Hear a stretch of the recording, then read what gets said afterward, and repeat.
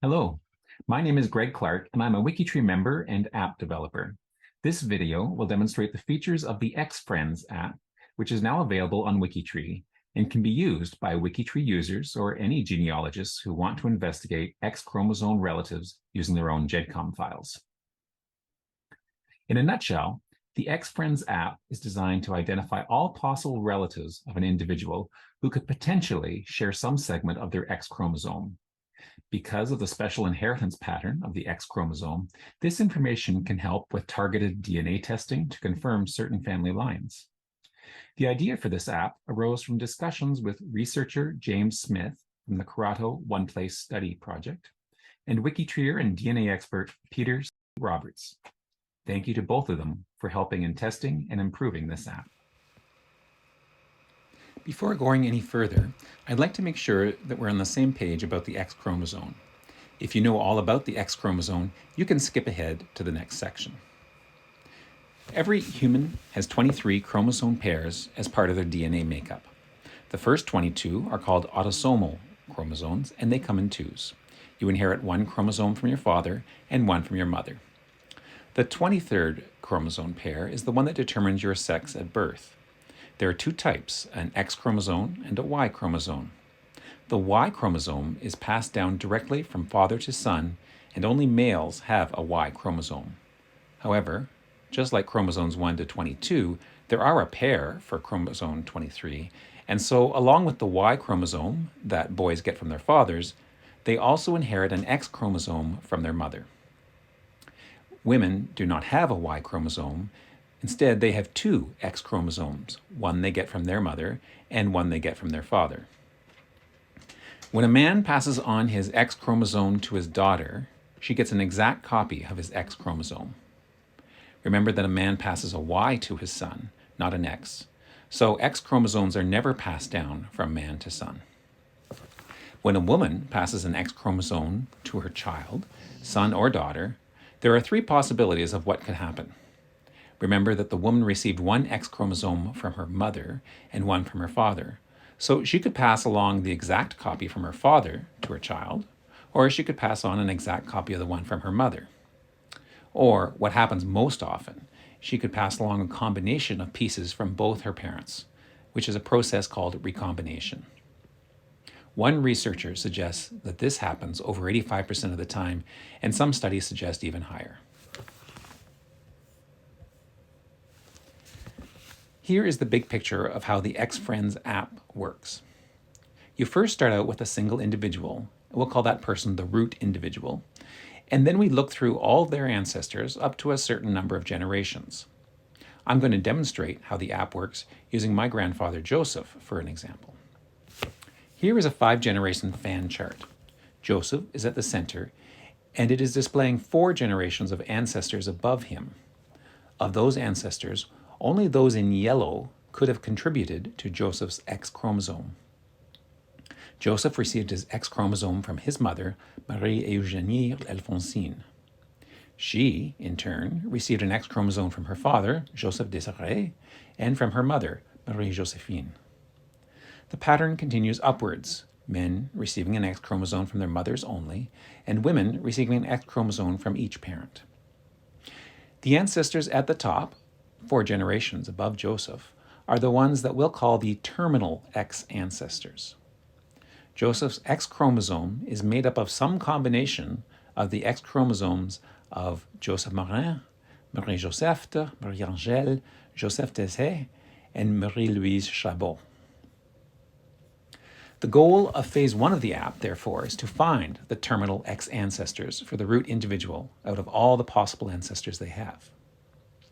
Then, for each of those terminal X ancestors, we go down their tree and find all of their descendants who could have received some of their X chromosome.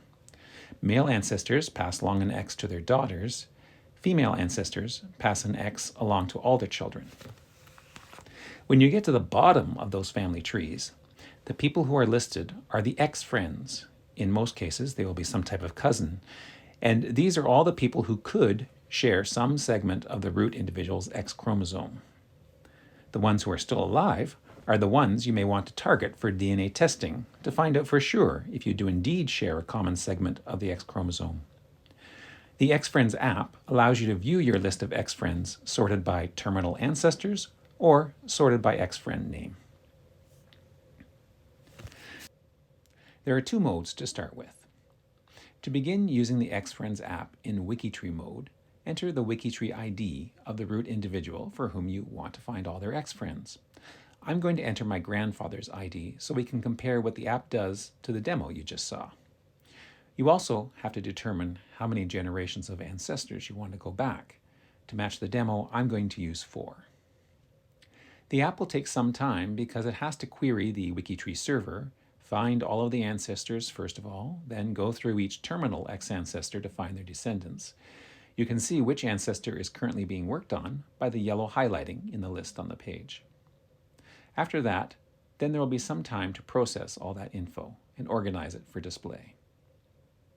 Once you see the green Done message, you know that the app is ready to go. Before we go any further, let's back up and start up the app again, this time in GEDcom mode. For this one, you need to load a GEDcom from your computer. Click on the button to choose the file. Then, once the file is loaded, you need to choose the root individual from the list of individuals found in that GEDcom file. The first person found in the file is at the top of the list, but all the rest of them are listed alphabetically, with their birth dates to help distinguish relatives with the same names. Pick the one you want as a root individual. You also have to determine how many generations of ancestors you want to go back. Once you have those two pieces of information determined, then click the button to process the GEDcom. You'll notice that the GEDcom mode loads much faster because all of the information is already in the one file, so once the file is loaded into memory, there is no additional back and forth needed with any other server, and the app is ready to go.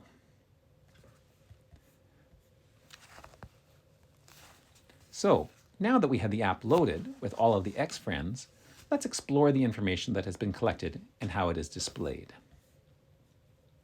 The Home tab is the first one on the web page and the place to go to check the current settings, or to reset the app and start again, change the privacy setting for displaying living people's names, or to export the information found in the app into another format. Regarding the privacy setting, most times you'll be using the app and looking at your own info or someone you manage, and to find actual relatives you'll want their full names. But if you're demonstrating how to use the app or making a recording and you need to privatize the names, this is a quick and easy way to do it. The export to CSV will give you a text file that has comma-separated values, which can then be imported into any spreadsheet program for sorting and analysis. There will be a quick demo of that at the end of this how-to video. If you are in WikiTree mode, then there will also be an export to GEDcom option. You may want to take advantage of this. It saves all of the information that has been retrieved from WikiTree about the ancestors and descendants and saves it in a single GEDcom file. The next time you use the app, you can open up that GEDcom file and start using the app quicker. The Root Individual tab is all about the primary person that we selected at the very beginning of using the app. This is the person whose ancestors we found, and this tab lists all of them and shows you how each of them could have contributed to the root individual's X chromosome. At the top of the page is the full list of all ancestors of the root individual, parents, grandparents, great-grandparents, but only those that have passed on part of their X chromosome. The ancestors that are listed in boldface are the ones we call the terminal X ancestors. These are the ones that are furthest back in time. All of the more recent ancestors have some combination of the X chromosomes from the terminal X ancestors. Scrolling down the page is a listing of just the terminal X ancestors, and besides each of them is an estimate of how much of their X chromosome could potentially be shared with the root individual. Recall that all of these percentages are based on the assumption that at every point where there is a recombination of two X chromosomes from mother to child, that the mother passes along exactly 50% of each of her X chromosomes. The reality is, of course, that this percentage varies randomly. It could be 60-40, or even 20% versus 80%, and it's even possible that the mother passes 100% of one and none of her other X chromosome. Below that list is a visual representation of the X chromosome of the root individual, again, based on the estimates listed above. A male root individual will have a single chromosome. A female root individual will have two of them. If you scroll back up to the top of the page and see the list of all the ancestors, you'll see a yellow icon at the end of each line. If you click on it, it will highlight a terminal X ancestor in the list below and highlight the part of the X chromosome visual that corresponds to them.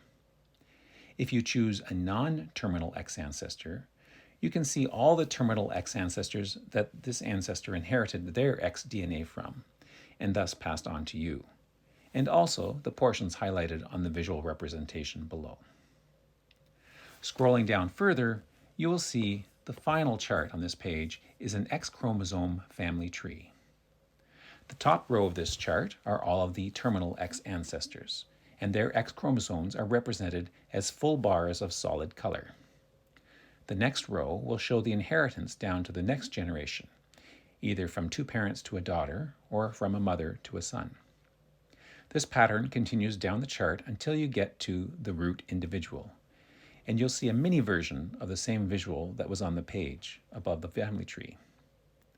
Notice the way that the colors combine during the recombinations from mother to child. In all the visuals of X chromosomes in this app, if there are two chromosomes, the top one is the one received from the mother, and the bottom one is the one received from the father. The next two tabs in the app reveal the list of X friends, all of those cousins and relatives that could potentially share some of the same X chromosome as the root individual. The same people are listed on each tab, but they are organized and displayed slightly differently depending on the focus of how they are organized. For the Ancestors tab, the primary organization is by the common terminal X ancestors.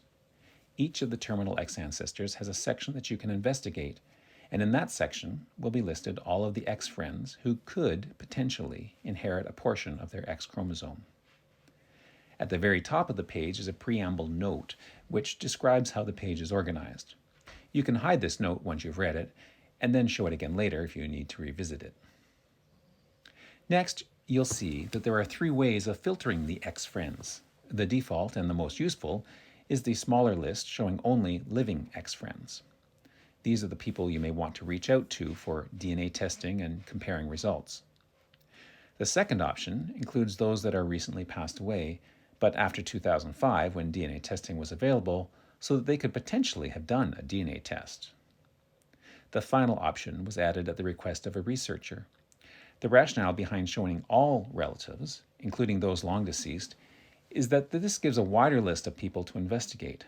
So, for family trees that aren't fully fleshed out to the most recent generation, you may find an X friend whose grandchildren aren't listed on WikiTree or in the GEDcom file, but who could indeed share some X chromosome once you find them. The main body of the page are the sections, each one for a different terminal X ancestor. In each section will be listed all of the X friends who could potentially inherit a portion of that ancestor's X chromosome. For some of the X friends, you'll notice that they have a larger portion of the X chromosome than the root individual, and for some, a much smaller piece, depending on how close or far they are from the ancestor and along which inheritance path. There is also a Jump To menu above each section, so you can quickly visit another terminal X ancestor or get to the top of the page. Switching over to the X Friends tab, you'll note that it also has a preamble note, which you can hide or show at any time. It also has the same Show Matches option to filter the list by those living, recently deceased, or all of the above. There is also a sorting option, so you can sort the list of X friends. The default sorting is how the names were retrieved from the database, which may appear random, but generally is by closeness to the root individual, sort of. Sorting by name or birth date, though, may make more sense and make it easier to find people. There is a big jump menu at the top of the page, and a smaller jump to top link above each X-Friend section for quickly returning there. This page is organized with the focus on the X-Friends themselves. Each X-Friend has their own section and appears only once on this page. You may have noticed that on the Ancestors tab, an X-Friend could appear in many different sections if they inherited part of their X chromosome from multiple terminal X ancestors. On this page, they appear only once, but all of their ancestors are listed and the full visual representation of their X chromosome is displayed. You will notice that many X-Friends have only a partially filled in visual representation, and that is because some of their X chromosome will have come from different ancestors. The X-Friends with all or most of their X chromosome diagram filled in are likely the ones that you will have the most luck in finding common segments that are shared with the root individual. You are now finished the grand tour of the X-Friends app. This final section of the video will demonstrate a couple special features for WikiTree users, as well as a general strategy for optimal use of the app. At the very end, there are some very technical demos for those that are hardcore into this stuff. For WikiTree users, there are a few features that are WikiTree specific that make it worthwhile when starting out in WikiTree mode. First off, if you are on any page where a person's name is underlined and it looks like a hyperlink, that's because it is. And if you click it, you will be taken directly to their WikiTree profile page. Once there, you might want to investigate their descendants. Note that not all of them will be X chromosome descendants, but perhaps the non-X descendants can help you and get in touch with the X friends you want. You may also wish to check out their DNA page, and there will be a list of descendants specifically who inherit from their X DNA, or also their Y DNA or mtDNA or mitochondrial DNA, in case you're interested in those lines as well. There is also for some a link to their GEDmatch kit number. On the X-Friends tab, a few of the names in the app may have a GEDmatch kit number listed. You can use this to initiate a GEDmatch comparison. For best results, you should be logged into the GEDmatch website already. And then you click on the link, scroll down, find another person you want to compare, click on that link, and then press the compare button.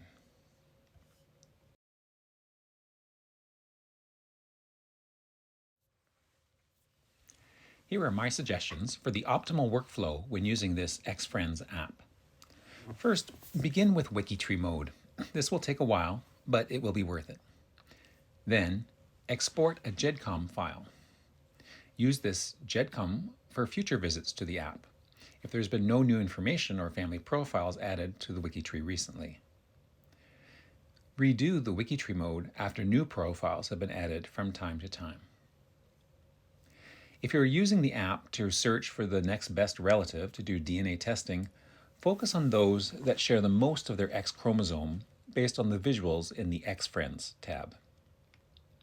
If you want to prove a connection with a specific X ancestor, focus on those X-Friends that shared the largest amounts of that ancestor's X chromosome, as demonstrated on the visuals in the Ancestors tab.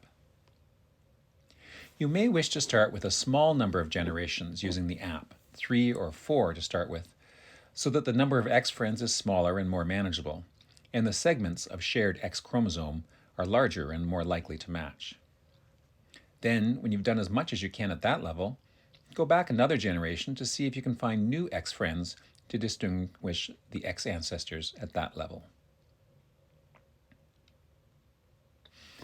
And now we get into the extra techy epilogue portion of the video. First off, let's demonstrate some export features. To export a GEDcom or a CSV file is very easy to do, actually. You just click the button and the file should auto-download for you. If it doesn't give you the download, you might want to try a different browser or investigate your settings or permissions. Remember where the file is downloaded. It will probably be automatically dumped into your default downloads folder. The file name will start with the word X-Friends, followed by the name of the root individual, and then a 13-digit timestamp. If you want to import your CSV file into a spreadsheet, you can import it into any spreadsheet program, in fact. Microsoft Excel, OpenOffice, Google Sheets, the Numbers app on Mac and iOS. All of these will import a CSV file.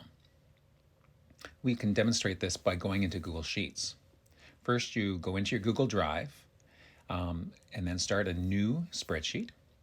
Click on Import and choose the file that you have just downloaded. You can choose the option Insert into New Sheet or Replace Sheet. You may wish, when you've got this downloaded and when you have the information imported, you can see how it's organized in columns, and you may wish to add additional columns to track information. For example, testing company, contact date, shared DNA, shared X DNA, anything like that.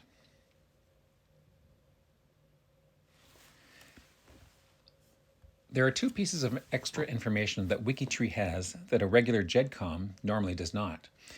Those are the WikiTree ID and, if applicable, the GEDmatch kit number for the DNA test taker. Both of these pieces of info are automatically embedded into the GEDcom file that is created when you export from the XFriends app. However, if you wish to include that information in a standalone database, like your Ancestry Family Tree, or the Family Tree Maker program, or Roots Magic, or some other similar program, you can do so. What you have to do is create a custom field for each of those. So I created a custom field for WikiTree ID. Notice how it's spelled. And I also created a custom field for GEDmatch. And now if I export from either of these places, that information will be in the GEDcom file and will be readable by the XFriends app. So in Ancestry, it's actually a custom event that you create. Now in Family Tree Maker, it's a custom fact. And so for that, again, you had the fact label, which is WikiTree ID, and the spelling is important. It's a description-only fact, so it doesn't have a date or a place associated with it. It's just a piece of information which we put in the description field. And you can give it a shortcut if you need, so that it appears in reports. And then you can add in a custom fact for GEDmatch as well. And again, if you spell it the same way with capital GED, then it'll match. And again, that's also a description only. So now that you've added those facts as possible facts, you click on Add, choose WikiTree ID, and then fill in the WikiTree ID, and it shows up in the personal information. Again, choose GEDmatch as a fact that you want to fill in, copy the GEDmatch kit number, and there you go. I've attached both pieces of information. So that's it. I can't believe you stuck with me this far to the bitter end, but thanks for watching. If you have questions or comments, please add them to the G2G post. The link for that is in the show notes below this video. You can leave comments on this YouTube page if you wish. Enjoy using the XFriends app on WikiTree, and have a great day.